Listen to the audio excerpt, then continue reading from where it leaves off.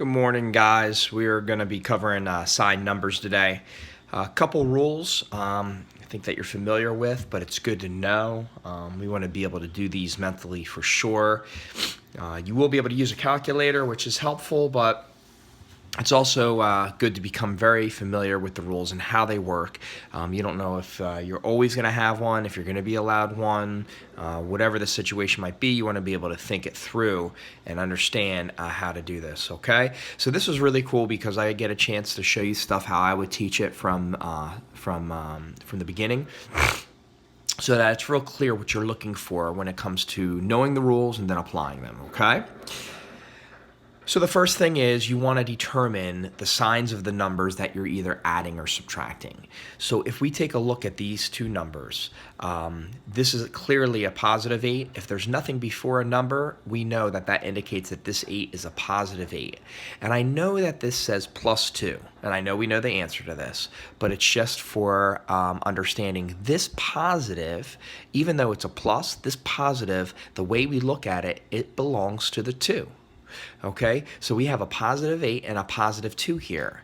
And the reason why that's important is because the first rule states if the signs are the same, then we add the two numbers, 8 plus 2 is 10, and we keep the sign. Well, since both of them were positive, our final answer is a positive 10.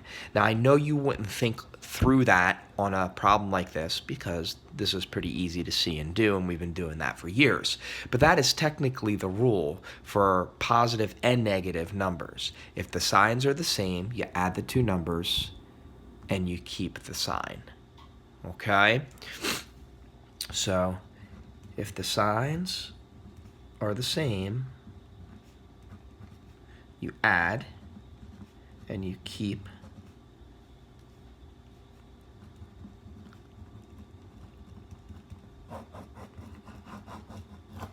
the sign, okay? So that is rule number 1, okay? And you could see that apply to just normal numbers, okay? Let's take a look at another one, number 2. So number 2, we have to determine, do we have two numbers that have the same sign or do we have two numbers that have different signs, okay? And we see here we have a negative 3, and I know this says minus 10, but just to be clear again, that minus belongs to the 10. And we're going to see this come up when we do equations. This is great that we're covering it now because we're going to be applying the same type of thinking. This negative belongs to the 10. So I have a negative 3 and I have a negative 10. So here again, the signs are the same. So it applies to this rule here. The signs are the same. So we're going to add and we're going to keep the sign. So negative 3 and negative 10. So I'm going to add 3 and 10, which is 13, and I'm going to keep the sign. They're both negative. Okay, and I'm sure you'd learn this differently when you first started learning these, probably back in 6th grade or something, or 7th grade. So it's just really nice. It's like refreshing to be able to go over this and show you how you want to be looking at these. And looking at this as a negative 10 is definitely a little bit more advanced. Okay, let's take a look at number 3. Here I have a negative 3, and again, that plus belongs to the 23, so I have a negative 3 and a positive 23. So here the signs are different. Well, the thing to keep in mind, if the signs are the same and we add, well, if the signs are different, then we're going to subtract these two numbers. Okay, so I would take 23 and I would subtract 3, and I would get 20. Okay, but the next piece is we always want to keep the sign of the larger number. Since 23 is larger than 3, our final answer is going to be positive because 23 is positive and it's the bigger number. So again, if the signs are different, we subtract. So I get 20 and I take the sign of the larger number, so it's going to be positive 20. Okay, so let's just make note of this. If the signs are different, right, we subtract, and then we take the sign of the larger number. Okay. So let's look at number 4. So number 4, I've got 5 minus 20. Okay, so this 5, again, there's nothing before it, so we know the 5 is positive. This minus belongs to the 20, so this is a negative 20. So here again, the signs are different. So I have 5, positive 5, and a negative 20. So it's going to be 20 minus 5. So I'm going to subtract. The signs are different, so we're going to subtract.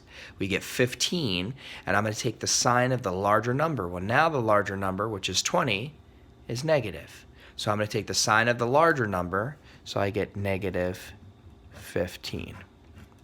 Okay? And this becomes pretty easy as long as we know that this operation here also acts as a positive or negative symbol that belongs to the number that comes after it. Okay, hopefully that makes sense, and we'll have time for questions. If I can kind of revamp your thinking a little bit before you guys get into high school, this way of thinking is going to be super helpful because it's going to apply to equations, one-step, two-step, multi-step. As things get harder, we're going to be applying the fact that addition and subtraction symbols belong to whatever comes after it. Okay? Okay, if you notice, number 5 has a star by it, okay? We have negative 3 minus a negative 5.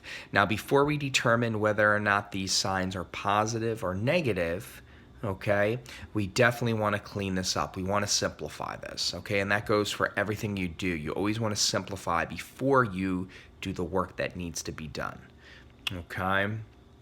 So here I have a minus negative, okay? And what you should have learned in middle school is that a minus and negative is the same as adding a positive. So we can change those signs, and we want to change those signs right away, okay? So really what we have here is negative 3 plus 5. And now we want to apply the rules that we have up above here, these two rules. Are the signs the same or are they different? Okay, and as we look a little closer, we have a negative 3 and a positive 5. The signs are different. When the signs are different, we're going to subtract 5 minus 3, which is 2. You always subtract the larger number minus the smaller number, and then we take the sign of the larger number. Since 5 is positive, it's going to be a positive 2. Okay. So this will be pretty basic. We will have a little bit of a speed challenge here as we work through quizzes, which will be fun. And then we're going to come back to a worksheet that deals with fractions and makes things just a little bit more challenging, and probably end up with another quizzes today, okay? Because these same rules apply to fractions, okay? So before I determine are they positive or are they negative, I notice I have minus and negative. Minus and negative is the same as adding a positive. So I'm just going to rewrite this as 2/3 plus 1/4. And now I'm adding these two fractions just like normal numbers. The signs are the same, so we'll add and we'll keep the sign, which will be positive. I have to find an LCD here. So my LCD between 3 and 4 is 12. So I'm going to multiply the bottom here by 4 to get 12 and the top by 4 to get 8. Here I'm going to multiply the bottom by 3 to get 12 and the top by 3 to get 3. And now I can add these, and these are in lowest terms. 11/12 can't be broken down any further, but we just applied what we learned up above to fractions. And we'll have a section today where we're obviously going to do that as well, because I think just working with normal integers should be pretty easy for you guys, and we'll have some fun on quizzes with that. Okay? So let's go back. Let's see what you guys can do, and then we'll talk a little bit more about fractions, okay? All right, see ya.